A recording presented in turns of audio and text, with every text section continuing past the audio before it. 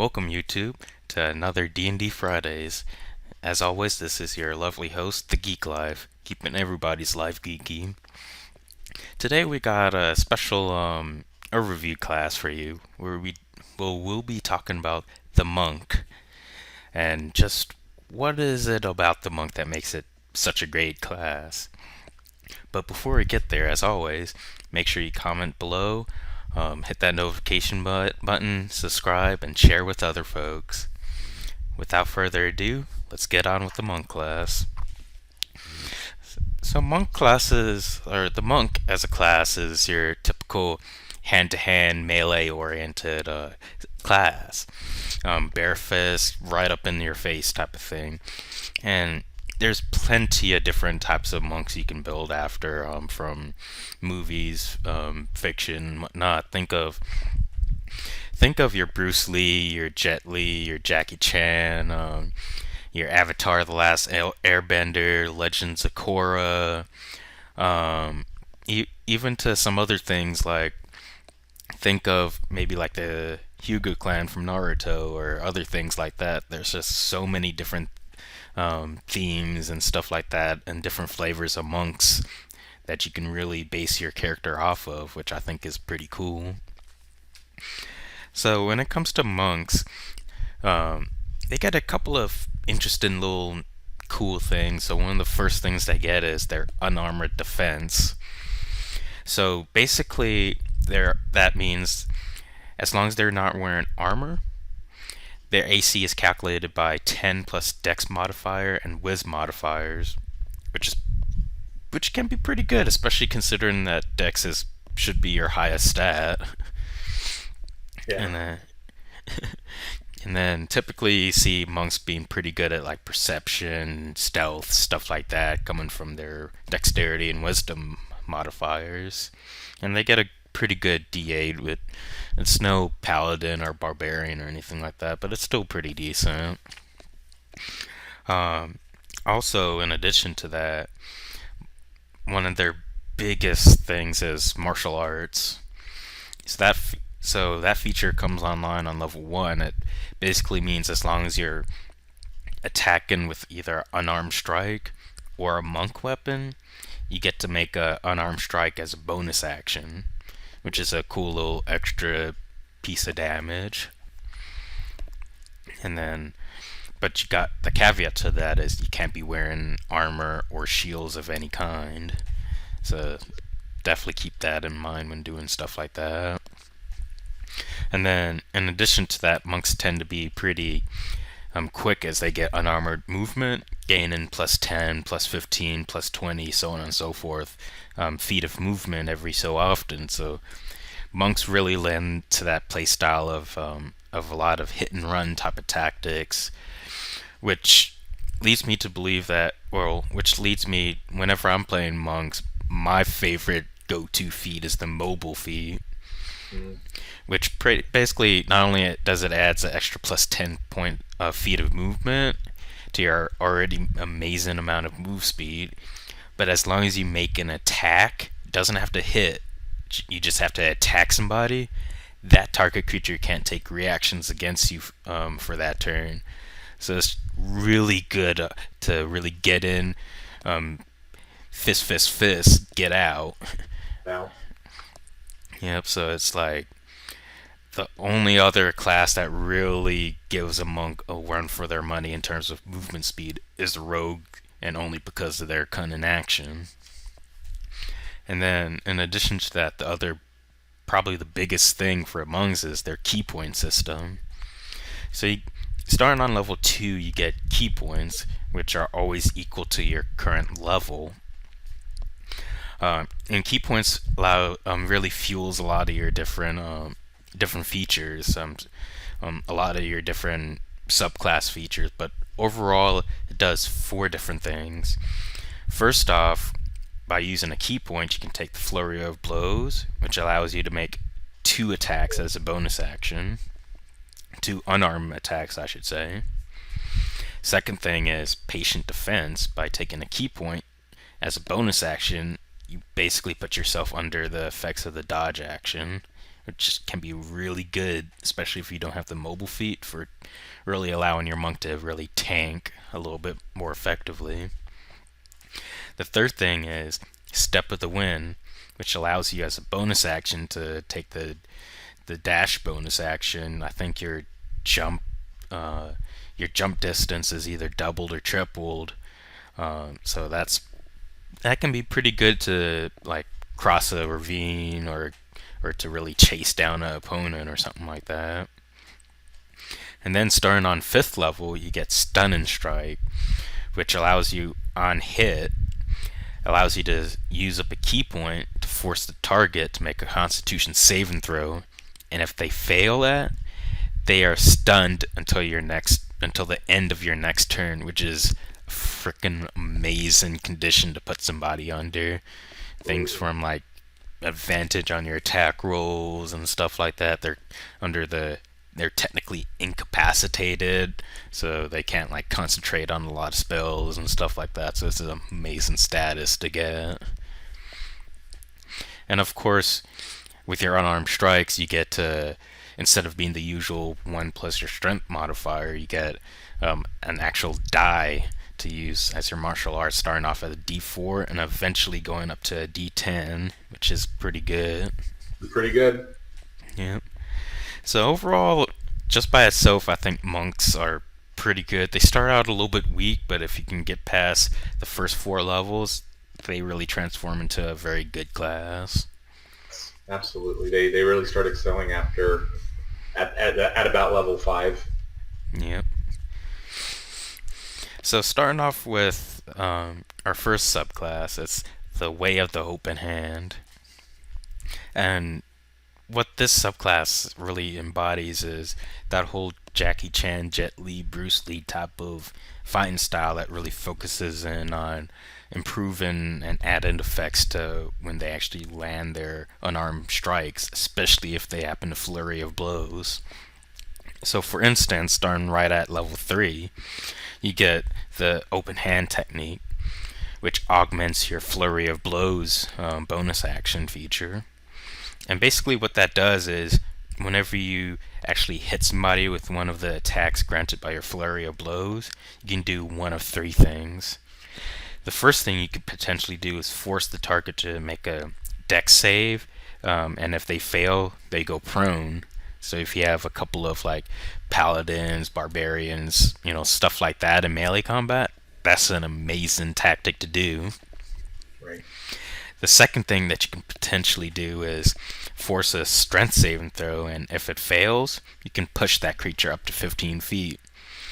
There's a 50-foot cliff right there. Alright, I'm going to push you off that cliff for some extra falling damage. There's a pit of lava or acid right over there. I'm going to push you into that thing.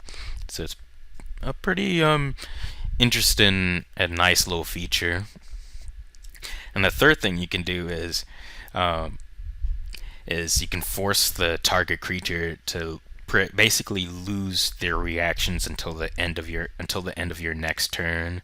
So it's like that can be pretty good, especially if you don't have the mobile feat. You can use, like, one of your allies or even yourself is surrounded, make a attack against some of them. They can't take reactions until the end of your next turn. Just walk right out of there. Yep. And then the other cool thing about the open hand technique is their Quivering Palm at 17th level. To my knowledge, this is the only player feature that allows you to save or die, pretty much.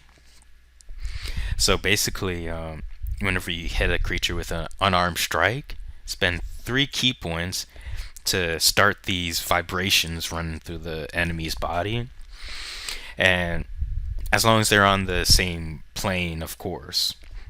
It starts off harmless, but whenever you use this action, you can force the creature to make a con save. If it succeeds, it takes 10d10 necrotic damage. So if that's the success, the fail has to be something super good. As if that creature fails that saving throw, they're automatically reduced to 0 hit points. No questions asked about it. crazy. And the thing is, there's no limit to the number of times you can do it. The only limitation is you can only have one creature under the effects of these vibrations at a time. So it's a very good tactic not only to insta kill somebody, but it's a great intimidation factor too. It's like touch somebody with your unarmed strike, cause these vibrations. All right, shopkeeper, you will do what I tell you to do now, or else I will snap my fingers and these vibrations do nasty stuff to you. Now we're bullying shopkeepers. Great. Just just don't tell the murder hobos. Yeah, exactly. That's exactly right. But Probably better suited for a big bad somewhere, and not the shopkeeper. But well, maybe the big bad is a shopkeeper. okay, that's fair. In this story, we can go with that. But there's definitely a lot of cool little features, and I think the open palm is definitely one of the better subclasses for the monk. Yeah, I think it's probably a great introductory subclass monastic tradition for you to pick up when you're doing your first monk, because it kind of gives you that, that vibe of uh, that kung fu karate sort of vibe with its feel, right? When you imagine a Jackie Chan or a Bruce Lee or somebody like that, and the movements that they do and the way that they throw their hands when they're in their fights. So I think this is a great introductory subclass for the monk for sure. Yeah. And the next subclass is the Way of the Shadow. To me, this screams being a ninja. Yeah. So a couple of things, like right away at third level, you can use 2 key points to cast either Darkness, Dark Vision, Pass Without Trace, or Silence. So depending on what you need, these are some really good stealthy options. Like if you need to stealth by some guards, use 2 key points to cast Pass Without Trace on your party to really Yeah. help you get by, or cast Dark Vision if on somebody that may be a dragonborn or a human that doesn't have dark vision or something like that. It has a lot of different cool applications like that. And I think one of the biggest things for me is comes online at 6th level, the Shadow Step. As long as you're within dim light or darkness, you can use a bonus action to teleport up to 60 feet away, as long as that point is also within dim light or darkness. And then you also have advantage on the first melee attack that you make before the end of the turn. So it's really good to dart in and out of stuff. It's like, yeah, we're in a cave, a lot of darkness and whatnot. Let me teleport up to that enemy. First attack advantage, a second attack and whatnot. Or it's like you need to get out of big mob groups that swarming you. Attack, bonus action, basically teleport out of there. So it has some cool little nifty tricks upon that. Yeah, and I totally agree that this definitely has overtones of ninja, right? Of being a ninja. I also think that this works really well with if you take a couple of levels in Rogue. I think those synergies there work really, really well. Yep, especially being that you have advantage on your first melee attack for that turn. That grants you automatic sneak attack if you hit. Yep. Yep.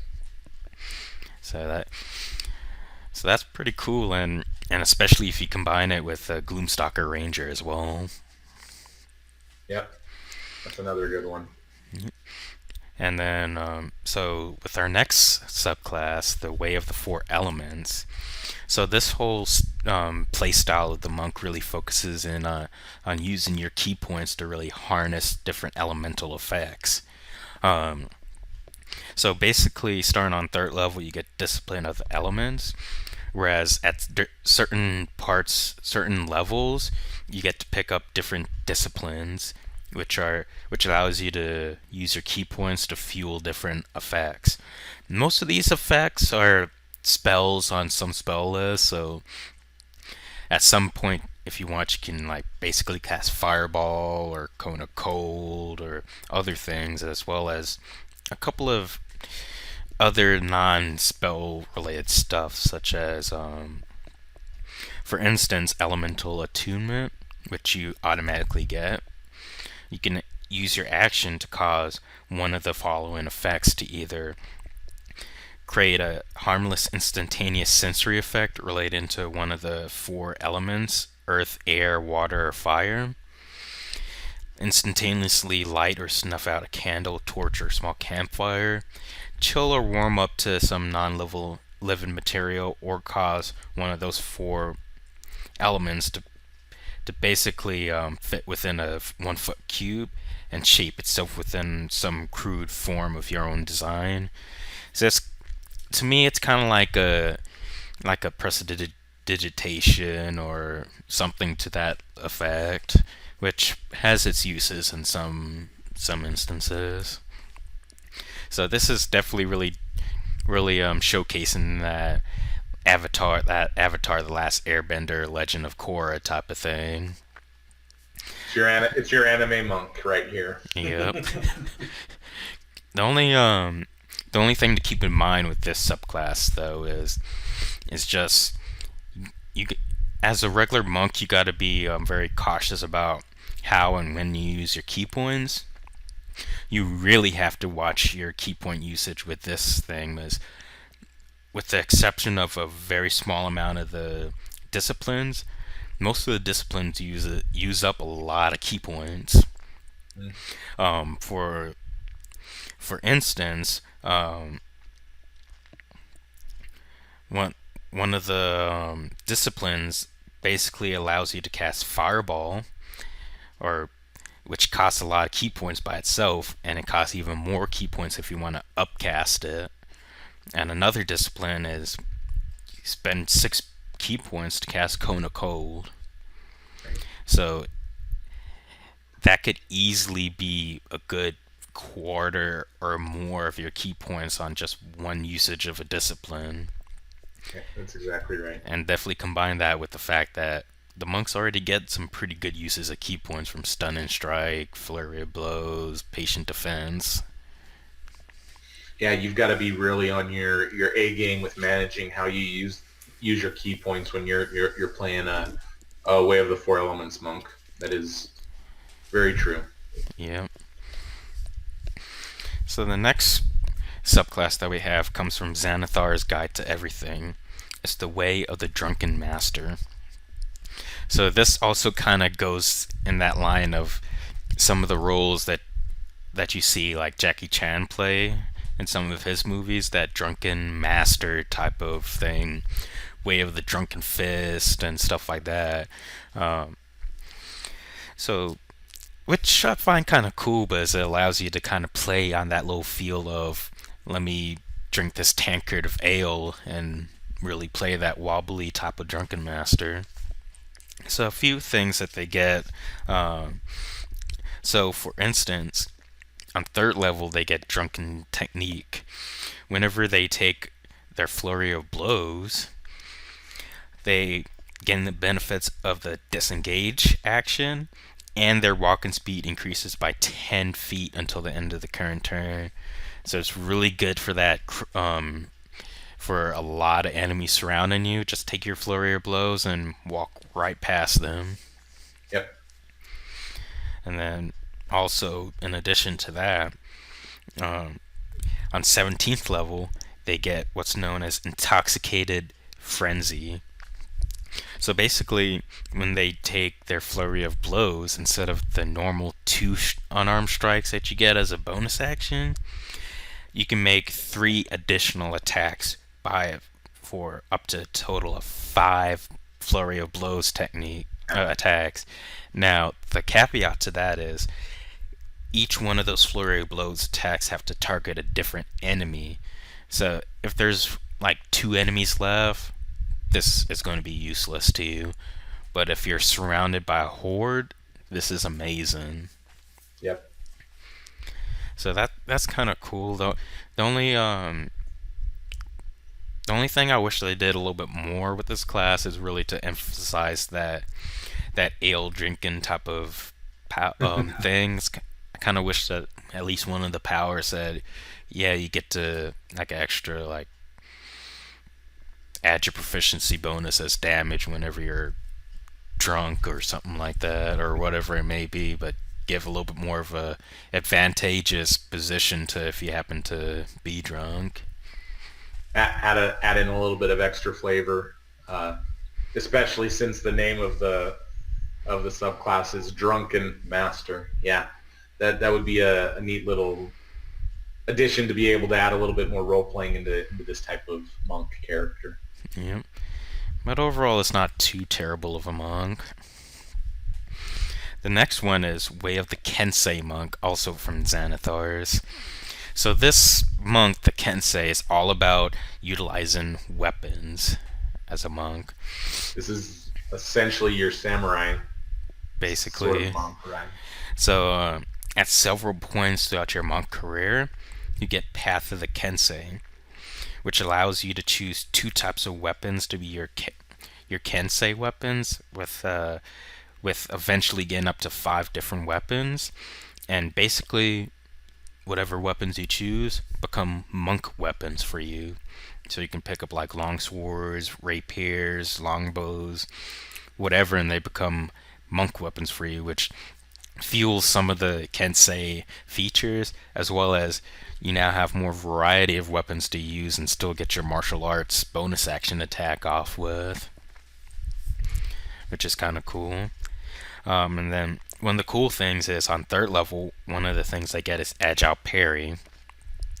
So if you make an unarmed strike as part of your attack action on your turn, and you're holding a Kensei weapon in one of your hands, or even both, you can use it to defend yourself, and you get a +2 to your AC until the start of your next turn, which is pretty good. You basically get a temporary shield of faith on yourself. Yep. And for the cost of just, as long as at least one of your attacks is an unarmed strike with your action, then you're golden. Which at first it's a D4, so you probably will be using your Kensei weapons a little more, but especially once you hit level 5 and your monk martial arts die get up to the D6, it becomes a lot more a lot better to be using one of your strikes to punch somebody or to kick somebody or headbutt somebody or whatever. Absolutely. Yep. And then another cool thing is also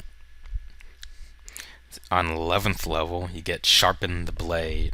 So basically what you can do is you can augment your Kensei weapon, and you can use as a bonus action up to 3 key points, and that Kensei weapon that you choose gain a bonus to attack and damage rolls when you attack with it equal to the key points that you spent for up to a minute, or whenever you use a feature again, which is kind of good because it allows you to make a magic weapon, like a +X magic weapon pretty much. Yep. As long as that weapon doesn't already have a +X property to it. Right. Which is pretty good. It's like, oh, I got that Moon Touch blade now. Let me make it a +3/+3 for the next minute, or whatever it may be, which is cool. Yeah. Next up, we have Way of the Sun Soul, which is, I think, one of my personal favorite of the monk classes. This monk class really takes the burning effects of the sun, basically, and augments your playstyle with some extra radiant and fire damage. My favorite part of this class comes online at 3rd level. This is about the only subclass I can think of outside of maybe the Kensei monk, depending on what weapons you pick up, that actually grants you some range on your attacks. So you get Radiant Sunbolt. Basically, whenever you take an unarmed strike as any of your attacks, attack action, bonus action, flurry of blows, whatever, you can replace one of those unarmed strikes by basically punching out radiant damage up to 30 feet to somebody. And that damage is equal to your martial arts die, which is very cool because a lot of times you might not be able to get up to somebody even with your amazing speed. Maybe they're levitating or flying or whatever. As long as you're within 30 feet, you can still hit them.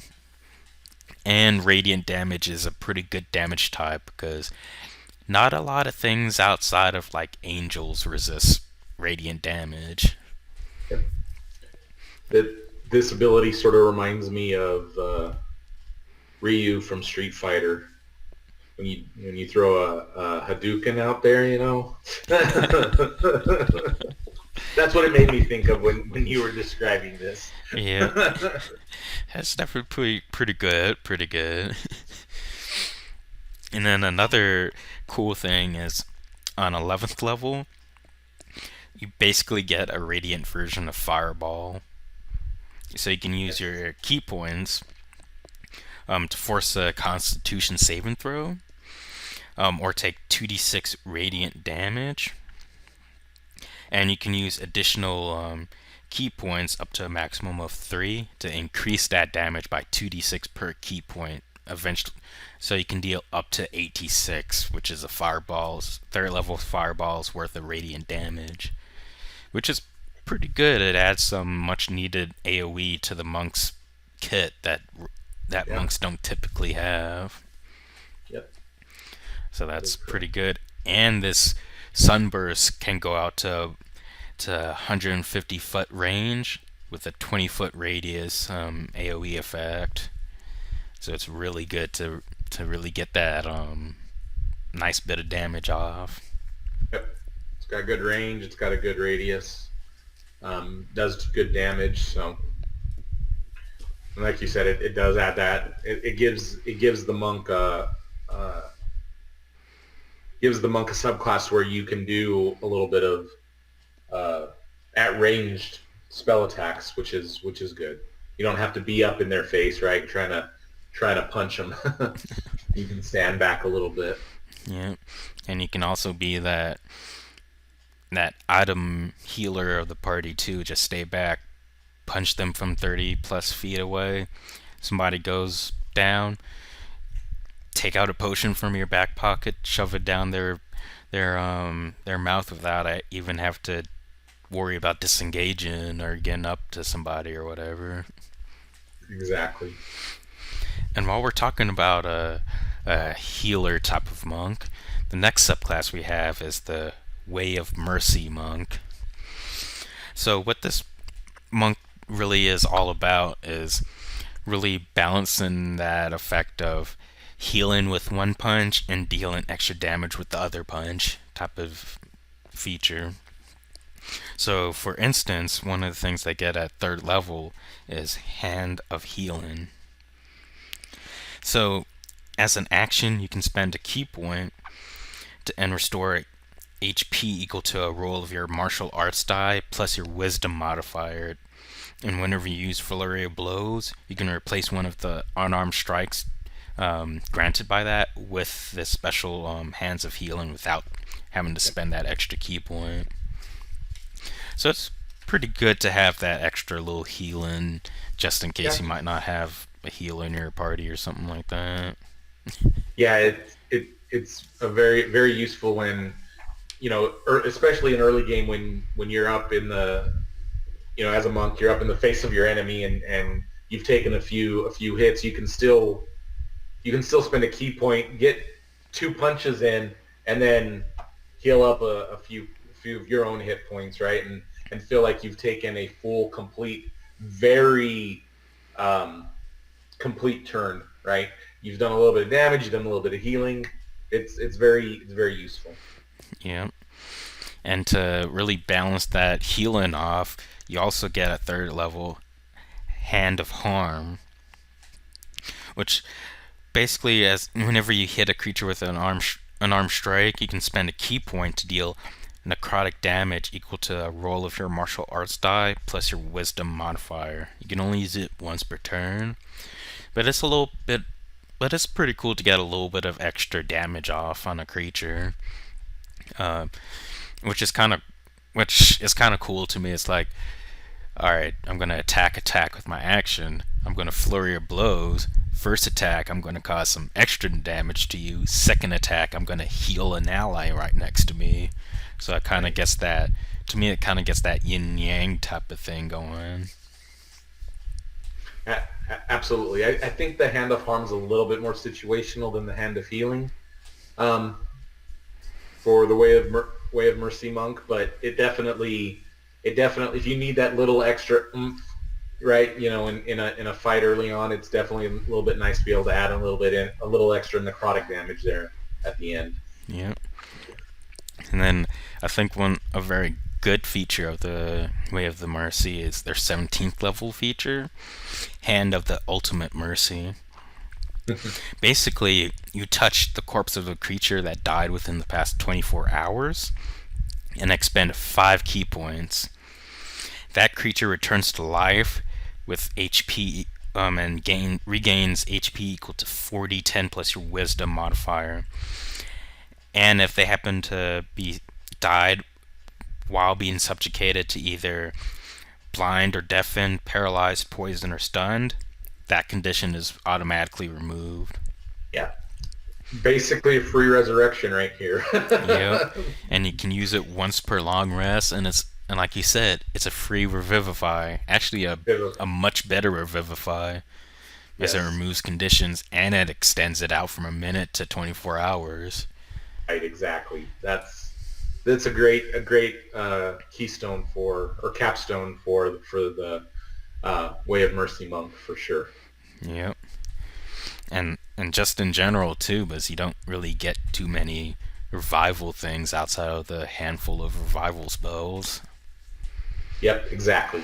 It's a great little nod to pull in from the spellcaster's list of resurrection spells. So. Yeah. And it can also be used in sort of like intimidation or persuasion type of situation too. It's like, all right, I'm gonna punch you in the throat and kill you. Now I'm gonna revive you. You gonna do what I say, or do you want me to do that again to you? This is the Way of Mercy, Nikai. Not way of intimidation. To some folks, mercy could be, I brought you back from the dead, didn't I? I have mercy on your soul. That is, I mean, yes, somebody could make that argument. That is true. But yeah, it's whichever way you play it, it's an interesting way to RP this monk. Absolutely, I totally agree with that. Yeah. Next up, we have one of my other favorite parts of monk subclasses, the Way of the Astral Self monk. Basically, this monk is all about summoning their visages and their spectral self. So when I look at this subclass, the first thing that pops into my mind are the Uchiha clan from Naruto and their Susanoo powers, which allows them to summon their big spectral beings of themselves. Well, was that a different language, Nakai? I'm not quite familiar with what.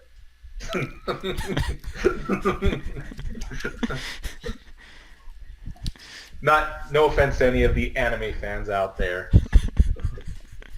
Not at all. So basically, on third level, as a bonus action, you can use a key point to summon your spectral arms.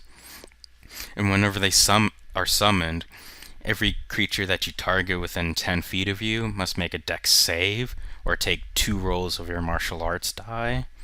And then you can take unarmed strikes with these spectral arms as they last for a little bit of time. And not only do these arms have a reach of 10 feet, but they also deal force damage, which is freaking amazing, because force damage is the least resistant damage type in the entire game, at least in 5e.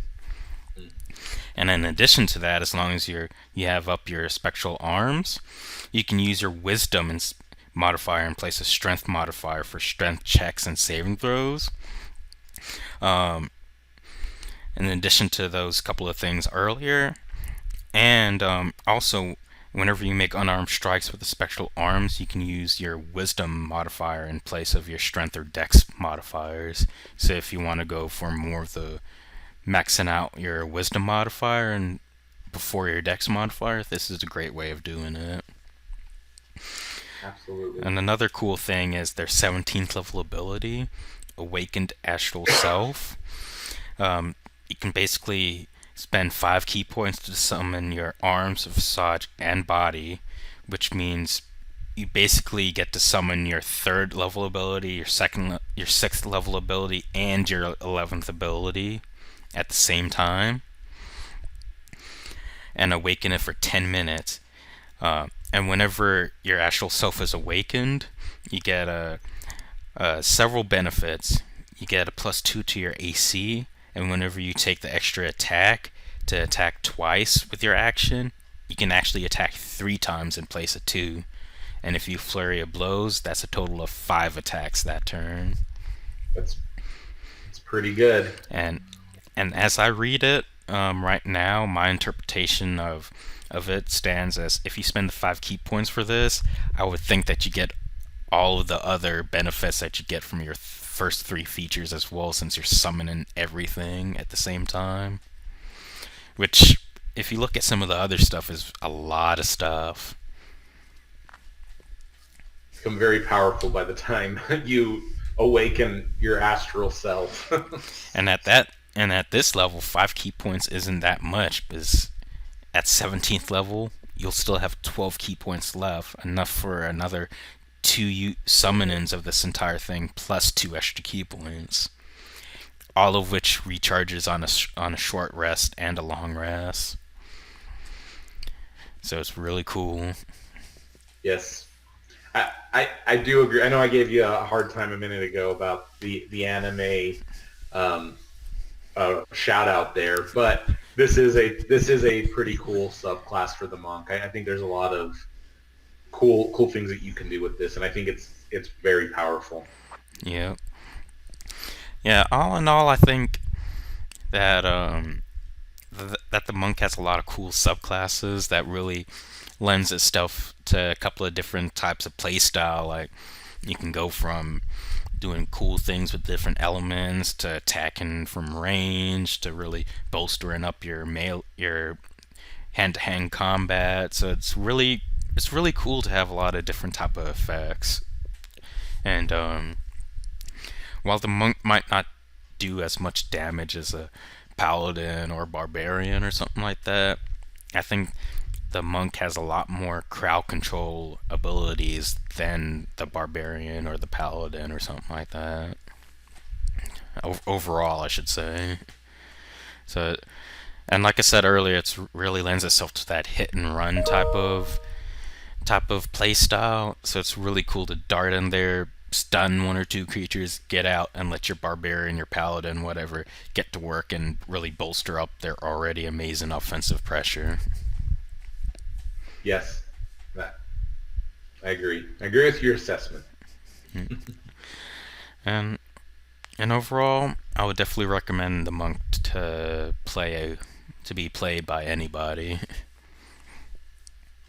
Yeah, I think it's a fun class. There's a lot of different ways of creating your monk class with the different subclasses, and I think there's a lot of good RP opportunities by doing different aspects, by focusing on different aspects of the monk. So yeah. So, all in all, that is the overview of the monk class on another episode of D&D Fridays.